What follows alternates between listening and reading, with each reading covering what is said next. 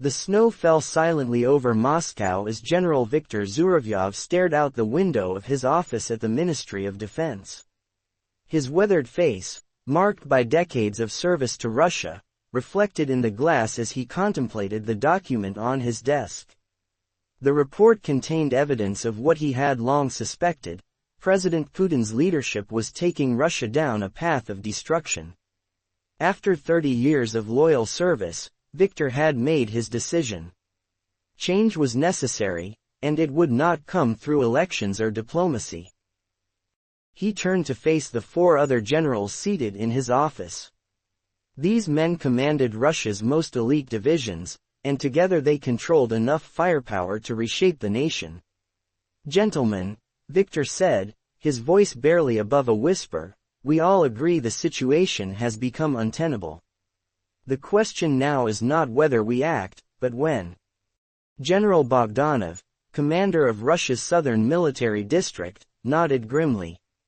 "The economic sanctions have crippled our supply chains. My troops have equipment shortages that Moscow refuses to acknowledge.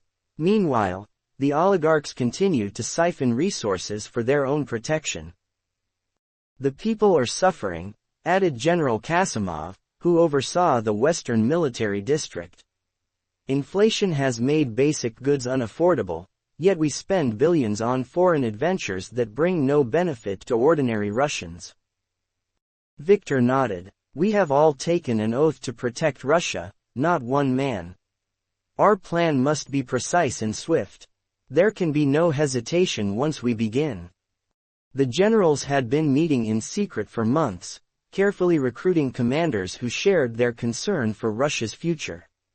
They had assembled a coalition of military units that could secure key government buildings, communications centers, and transportation hubs across Moscow. The plan called for a decisive strike that would remove Putin and his closest allies from power before they could organize resistance. What the generals didn't know was that their driver, Anton Petrovich, had been recruited by the FSB 6 months earlier.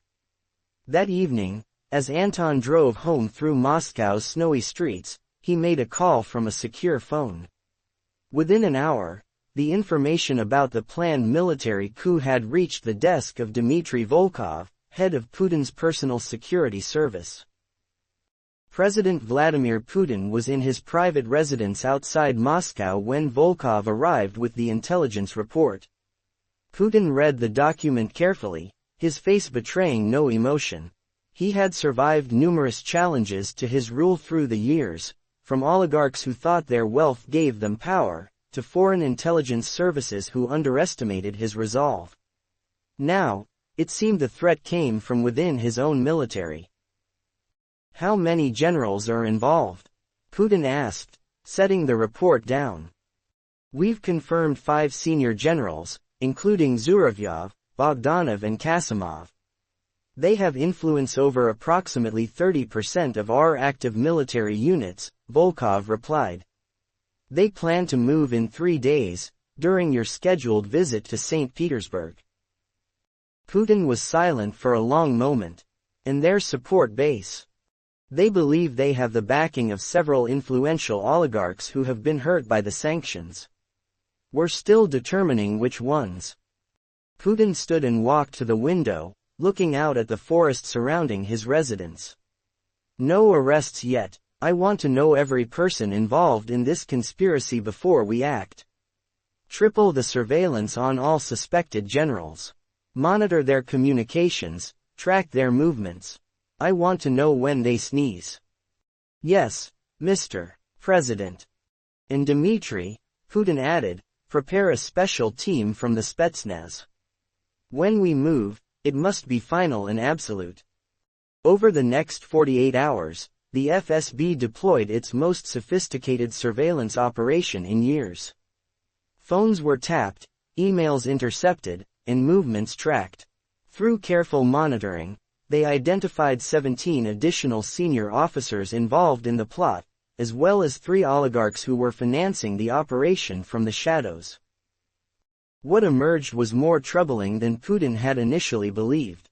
The coup wasn't just a military operation, it was the first step in a comprehensive plan to reorient Russia's relationship with the West. Intercepted communications revealed the generals intended to withdraw from disputed territories, reduce military spending, and open negotiations with Western powers to lift sanctions. To Putin, this wasn't just a challenge to his leadership, it was treason against Russia itself. General Viktor Zhuravlev sensed something was wrong when his deputy failed to appear for their morning briefing. Then came the news that General Kasimov had been summoned unexpectedly to a meeting at the Kremlin. When calls to Kasimov went unanswered, Viktor knew their conspiracy had been compromised. He immediately activated the emergency protocol, moving up the timetable for the coup. Orders went out to loyal units: secure the television stations, the Duma building, and key transportation hubs immediately. But Putin had anticipated this move. As military units began mobilizing across Moscow, they found themselves confronted by FSB special forces and soldiers from the Presidential Guard Regiment. Firefights erupted at several locations throughout the capital. The coup forces managed to seize the state television center and were preparing to broadcast an announcement to the nation when Putin's loyal forces counterattacked. Inside the Kremlin, Putin assembled his Security Council in the underground Situation Room. Monitors displayed live feeds from around the city as his forces engaged the rebel units. The conspirators are isolated, reported Defense Minister Shoigu. They control the main broadcasting center and have units approaching the Duma, but we've contained them elsewhere. The people must see that this rebellion is being crushed, Putin said coldly. I want Russian tanks on the streets. Show our strength. Within hours, T-90 tanks from the Taman division rolled through Moscow's streets, their presence a clear message to both rebels and citizens. Special Forces teams retook the television center in a swift operation that left 12 dead. By nightfall, most rebel units had surrendered, realizing they had been outmaneuvered. General Viktor Zhuravlev watched from his command post as his carefully constructed plan collapsed. When FSB teams breached his headquarters, he chose to face them with dignity, standing unarmed as they entered his office. For the record, he said as they handcuffed him, we acted for Russia, not against her. The next morning, Moscow awoke to a city under martial law. Military checkpoints controlled movement throughout the capital. State television broadcast continuous footage of rebel soldiers surrendering, intercut with statements of loyalty from military commanders across the country. What happened next shook the Kremlin to its core. Despite the apparent failure of the military coup, protests erupted in several major cities. In St. Petersburg, thousands marched through the streets, many carrying signs supporting the general's cause. Similar demonstrations formed in Yekaterinburg, Novosibirsk, and other regional centers. The FSB reported that the protest movement appeared to be organized, suggesting the coup had civilian support networks that had not been identified. Putin's response was swift and uncompromising. He addressed the nation from the Grand Kremlin Palace, standing before the symbols of Russian state power. His message combined unyielding authority with calculated patriotism. Today, Russia has faced an attempt by traitors to undermine our sovereignty and security, he declared, his voice steady and determined. These individuals, corrupted by Western influence and personal ambition, sought to destroy the stability we have built together. They have failed. Russia remains strong and united. He continued, linking the coup attempt to foreign interference. We have evidence that foreign intelligence services provided support to these traitors. This was not simply a challenge to my leadership, but an attack on Russia itself. We will not allow external forces to determine our destiny. Behind the scenes, Putin orchestrated a purge that extended far beyond the military. Over the next 2 weeks, more than 200 officers were arrested. 3 oligarchs, including Mikhail Khodorkovsky, who had recently returned from exile under a supposed amnesty, were detained on charges of financing terrorism. Media outlets that had reported sympathetically on the protests were shut down for promoting extremism. The trials of the coup leaders were held in closed military courts. General Viktor Zhuravlev and the other senior conspirators were sentenced to life imprisonment. Lower-ranking officers received sentences ranging from 10 to 25 years. The proceedings were not televised, but carefully selected excerpts were released showing the defendants confessing to collaboration with Western intelligence agencies, confessions that human rights organizations immediately claimed were obtained through torture. 6 weeks after the failed coup, Putin invited international media to witness his visit to a military base outside Moscow. Surrounded by troops who had remained loyal during the crisis, he presented medals and praised their dedication. The message was clear: the military remained firmly under his control. Yet within the Kremlin walls, Putin's inner circle recognized that the coup attempt had revealed dangerous fractures in the foundation of their power. The involvement of senior generals indicated that dissatisfaction had reached the highest levels of the military establishment. The spontaneous civilian protests suggested broader discontent than their intelligence had indicated. In a private meeting with his closest advisors, Putin outlined a new approach. "We've eliminated the immediate threat," he said, "but we must address the conditions that allowed it to form. The economic situation has created vulnerabilities our enemies can exploit." Sergei Glaziev, his economic advisor, presented a bold proposal. "We need to break our dependence on the dollar and euro-based financial systems. I recommend accelerating our development of an alternative payment system with China, India, and other BRICS nations. Additionally, we should nationalize key industries that have been underperforming under oligarch control." Putin nodded. And the military? Defense Minister Shoigu, who had proven his loyalty during the crisis, responded, "We need to reshape the officer corps. I've prepared a list of reliable commanders to promote to key positions. Additionally, we should increase the presence of FSB counterintelligence within military units." "Make it happen," Putin ordered. "And double the salaries for soldiers and junior officers. Their loyalty must be rewarded and reinforced." The conversation turned to the civilian protests. FSB Director Alexander Bortnikov provided his assessment. "We've identified several non-governmental organizations that coordinated the demonstrations. Most receive Western funding through various channels. With your approval, we'll designate them as foreign agents and freeze their assets." Putin considered this. "Proceed, but with precision. We need to separate the genuine grievances from foreign manipulation. Increase pensions and social benefits by 15%. Make it clear that the state takes care of loyal citizens." As the meeting concluded, Putin remained alone in the room, reviewing intelligence files on the remaining oligarchs who had not actively supported him during the crisis. Their wealth had once made them untouchable, but the failed coup had changed the equation. He made notes on which assets would be redistributed and to whom. Russia was entering a new phase, and the power structure would be realigned accordingly. Over the following months, Russia underwent a transformation that few outside observers had anticipated.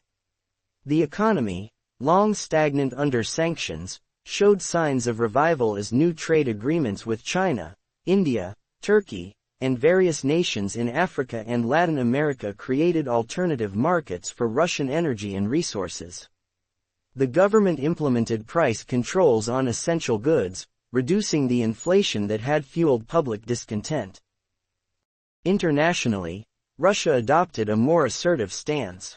Putin announced the deployment of hypersonic missile systems to Kaliningrad and along Russia's Arctic coast, challenging NATO's strategic calculations. Cyber operations against Western infrastructure increased, always with plausible deniability but sending a clear message about Russian capabilities and resolve. General Viktor Zhuravlyov watched these developments from his cell in a special prison facility outside Moscow.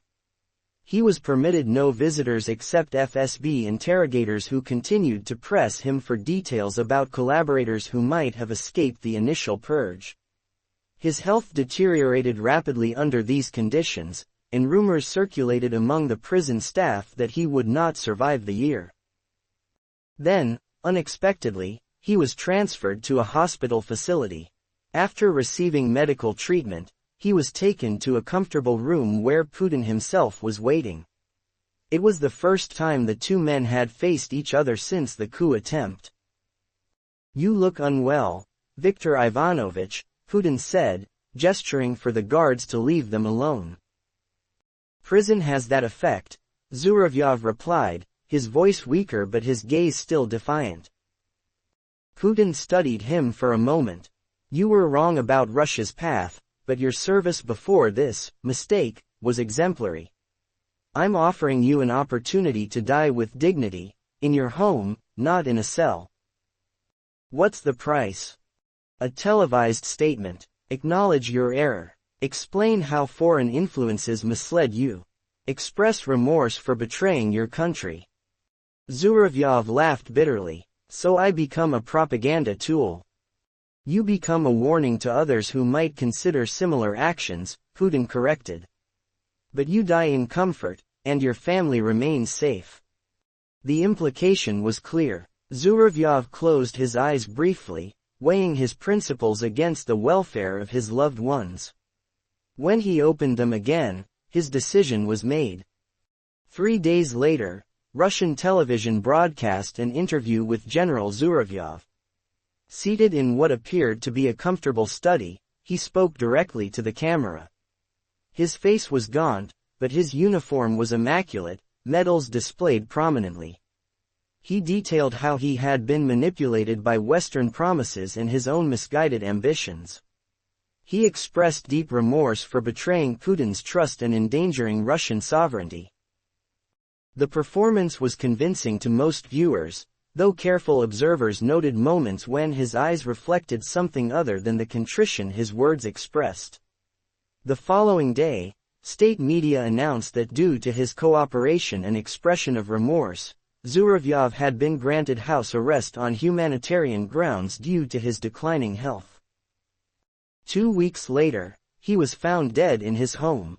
The official cause was heart failure, a natural end hastened by the stress of recent events. Few believed this explanation, but fewer still dared to question it publicly. With the last public face of the coup silenced, Putin began implementing the final phase of his response to the crisis. He announced a major restructuring of the Russian government, consolidating power further into the presidency and reducing the autonomy of regional governors. The State Duma, already largely compliant with his wishes, approved constitutional amendments that expanded emergency powers and limited judicial oversight during periods of national security threat.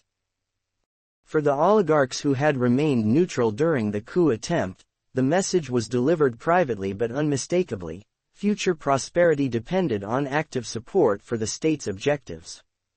Several found their businesses facing unexpected tax audits and regulatory challenges until they demonstrated appropriate enthusiasm for new government initiatives.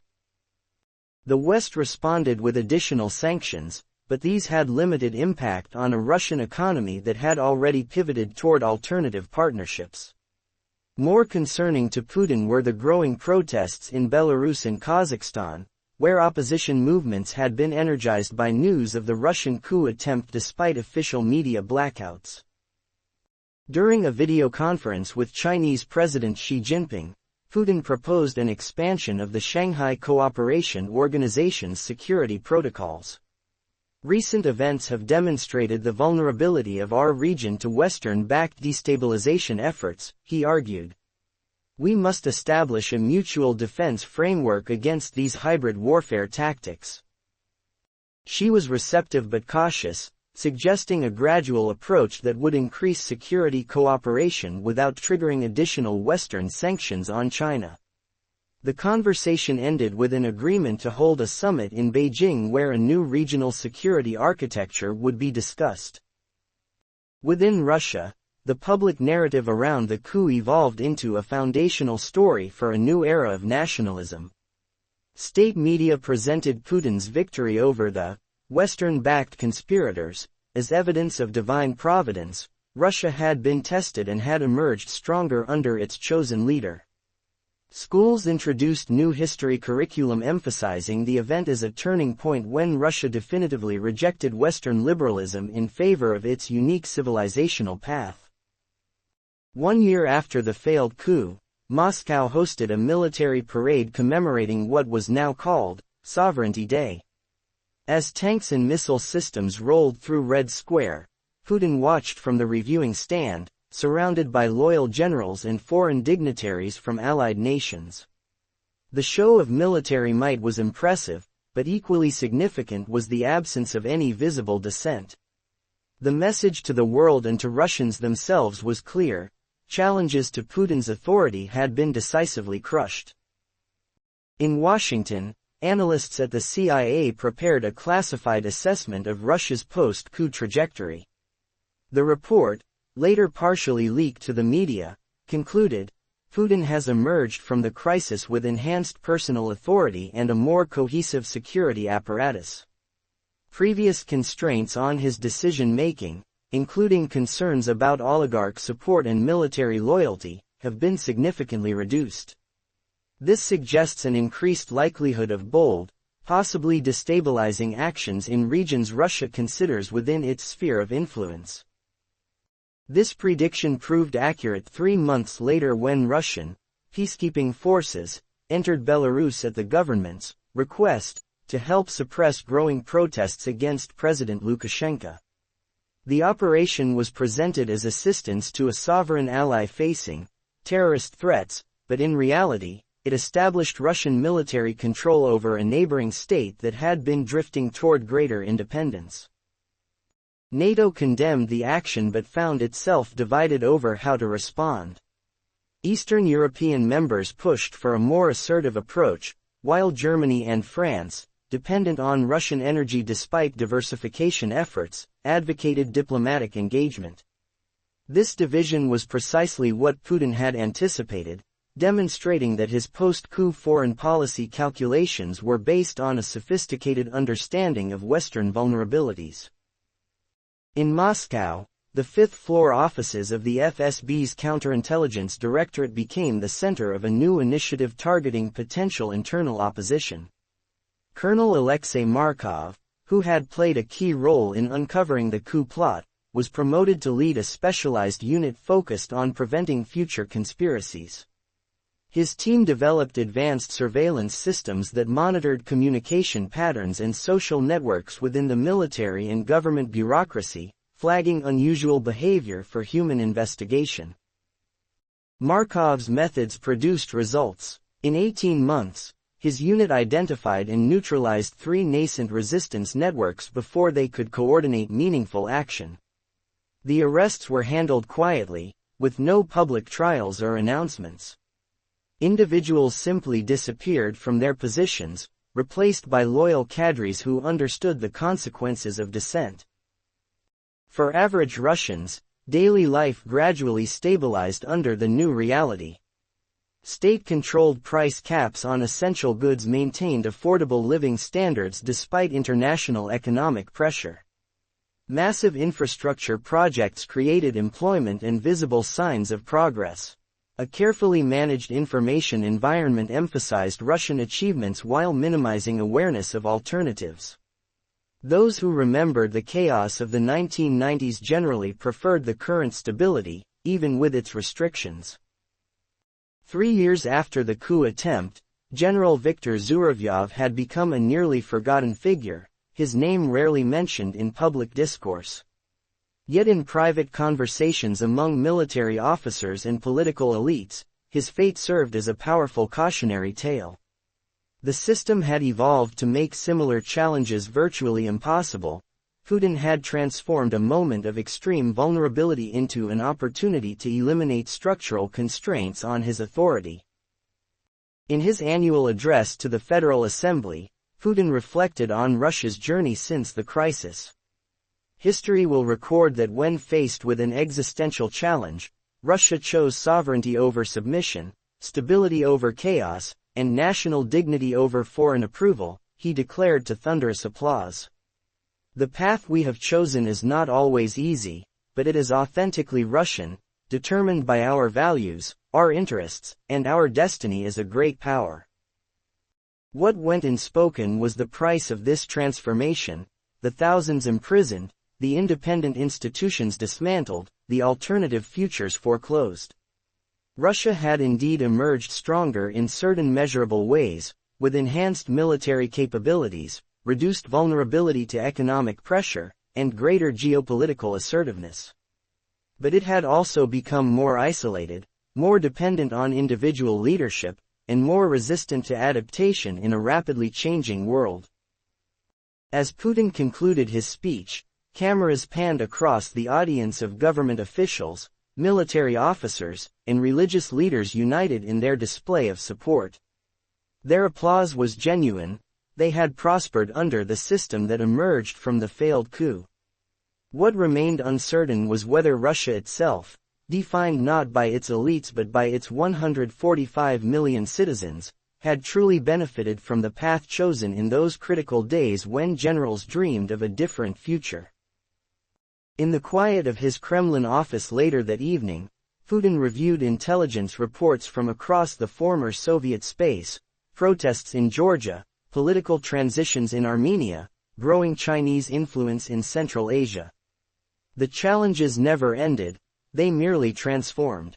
He had survived the greatest threat to his rule through decisive action against the generals who plotted against him. Now, his legacy would be determined by how he wielded the enhanced power their failed coup had ultimately granted him. Outside his window, Moscow continued its winter existence, citizens hurrying through snowy streets under the watchful eyes of security cameras and police patrols. They lived in a Russia that had been shaped by choices made in moments of crisis, choices that had closed certain doors while opening others. The future remained unwritten, but the pen remained firmly in Putin's hand. If you enjoyed it, please like, share, and subscribe to FictionWire Russia. This is a fictional story created purely for entertainment.